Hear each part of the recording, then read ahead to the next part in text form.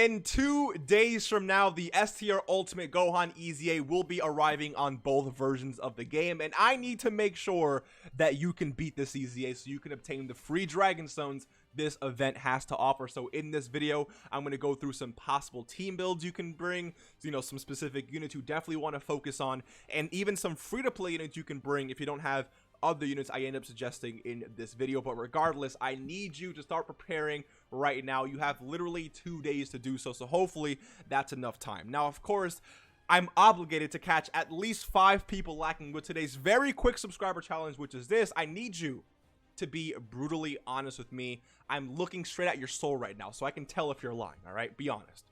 If you like the first form cell design over the thick boy cell design, you got caught lacking today, and you have to subscribe to the channel. It is what it is. Why are you not appreciating the thickness of our boy Cell here? I understand you can, you know, you're allowed to like whatever you want, but you know what they say, man. If you don't appreciate the thick, you know, one day you're gonna end up getting sick. And you know, I didn't tell, like, listen, I don't make the rules here, all right? Now, if you like thick boy Cell design over first form Cell design, I do appreciate your willingness to appreciate the thick. You can skip today's subscriber challenge. I will catch you lacking in the next one. Stay tuned for that.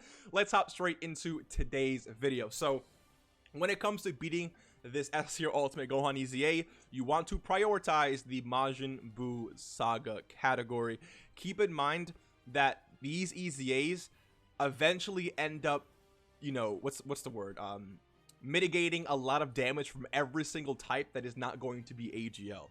So like units like the Int Vegeta or literally every other typing besides AGL, at the end of the event, they're not probably going to be doing as much damage. But when it comes to this team specifically, you're like, the leaders of it are, none of them are AGL, so you're gonna have to run some specific leaders here. But so just for some team builds really quick, I do think you can let me just go ahead and close this guy out. You can use this STR Vegito as your lead if you have him.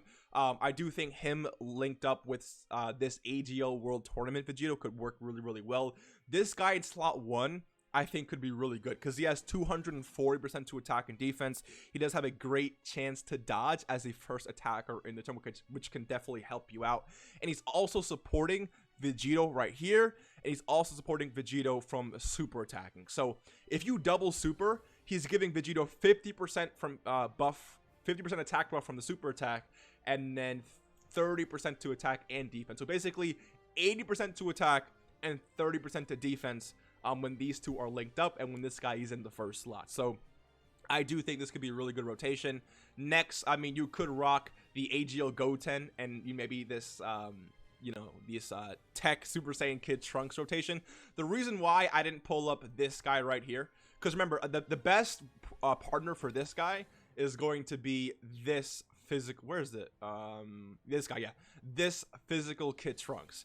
But the issue is that this guy has type disadvantage, and he might end up getting clapped in this event. So that's why I ended up pulling up what do I keep saying, int or physical, the Tech Kid Super Saiyan Trunks. This way they're still activating each other's passives because you still have a Goten or a Trunks on the team, and this guy does not have type disadvantage. So I feel like at the end of the day you can still get away with this team build, or at least this specific rotation. And then with the floating units, I mean, you're probably gonna have the other, you know, leading Vegito unit. I do think this Vegeta could also get the job done if you have him EZA'd. His attack and defensive buff from super attack for 6 turns, combined with the defense he gains from getting hit over time, I think he could be a pretty solid, you know, 3rd slot option to help mitigate any damage that you can possibly take. Once this guy is built up just a little bit, I think he can end up looking pretty solid. He's not, you know, the best defensive unit in the world, but in terms of EZAs, I think he can get the job done. All right. And then last but not least, probably this AGL Vegito in that last slot as well, because as long as he doesn't get super attacked, he's good to go. We know this, right? That 80% damage reduction for normals is going to be coming in super clutch. So if you have him, I mean, let me see here. I mean, even if he's not EZA'd for you, like, he can get the job done. But it's just if he gets supered, he's dead regardless. So I guess we'll have to see how this is going to work specifically, because, you know, I always underestimate this unit. But if you have him, definitely put him on your team. He's going to help you out as long as he does not take a super attack. Now, if you don't have any specific unit from this team here, you could actually run, you know, a full hybrid Saiyans team. So obviously, this Tech Ultimate Gohan as leader, he is part of the Majin Buu saga, but he does lead hybrid Saiyans, of course. Then you do have the AGL Trunks and Goten, who literally just got their EZA. They're also on both hybrid Saiyans and Majin Buu saga, so they're literally going to destroy this event. Same thing with the Goten, what's it called? They're the LR Gobros here. They're on both Majin Buu saga and hybrid Saiyan, so they can definitely get the job done here. Same thing with this AGL Kid Goten paired up. I mean, you could definitely bring the physical Trunks. I feel like physical Trunks, like, I feel like he's not going to be the worst unit of all time. Like, especially linked up with Goten. It's just, I fear for his defense, so I don't really know. But anyways, this guy is still going to come in really, really clutch.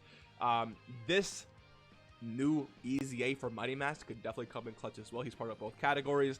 And he does get an extra defensive buff, as well as some dodge chance when facing only one enemy, which you will be doing when you're taking on this specific EZA. So I do think he can come in pretty clutch for this event, especially, like, dude, if you don't have him done, I don't know what you're doing in this game. Please get him done.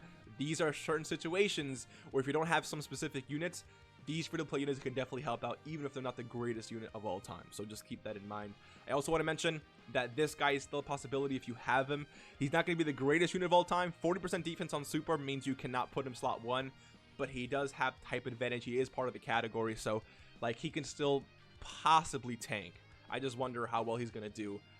But yeah, you also have this STR Great Sandman unit. This guy isn't the craziest unit of all time, but he does support the Majin Buu saga category, so he can help with the cohesiveness of your team.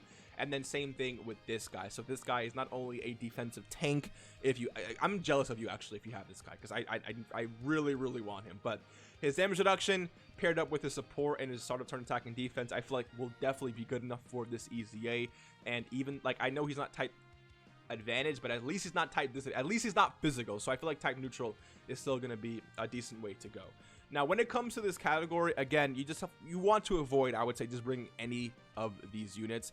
You can possibly beat it with one of these guys, but I just don't think it's really worth the chance, especially if you don't have you know, many other options here. I will also mention that if you want to run like an extreme team, I do think it's possible, but you're pretty limited, as you can see here. So you could definitely run STR Kid Buu as your lead. You can run LR Babidi and Deborah, who do support Majin Power, by the way, so keep that in mind. You can again, like, these two could be good in there, but I don't see it. Like, I would avoid physical if you can. Buu Piccolo does support as well, so he could be a really good option next to any one of these other units here. Yamu and Spopovich, since, I mean, they are free to play, they do have type advantage, they can possibly get the job done here. Do not bring this AGL Kid Buu no matter what you do. Even with this guy's EZA, I like, just don't do this. If you want, dude, this is the most disrespectful EZA I've ever seen in Dokkan history. What is this? Wow. 3 years ago, huh? Wow, man, this unit is, dude, what is this? They dropped this and thought this was good. Okay, let me not roast this man too much. Okay, anyways, so I mean, that definitely is an option for you. This guy could be good for healing if you have him. I mean, you could run a full Majin Power team as well, right? So yeah, I mean, you definitely have a lot of options here. Just definitely avoid bringing physical units. And any one of these units here, I do think are going to get the job done a lot easier than any other option that you could possibly bring. But let me know what you think. What units are you going to bring? Do you have your team ready, set, and go? If you don't, please make sure you start farming up some of these units, start awakening them if you don't have them ready. Again, this is going to be 30 stones that you can add to your box. Whether you want to save them for anniversary or for future banners is completely up to you, but do not let these stones pass you by. Hopefully you enjoyed this quick video. I keep saying quick, but it's not a quick, it's 9 minutes. So hopefully you enjoyed. I appreciate your time today, and I will see you in the next one. Take care and peace.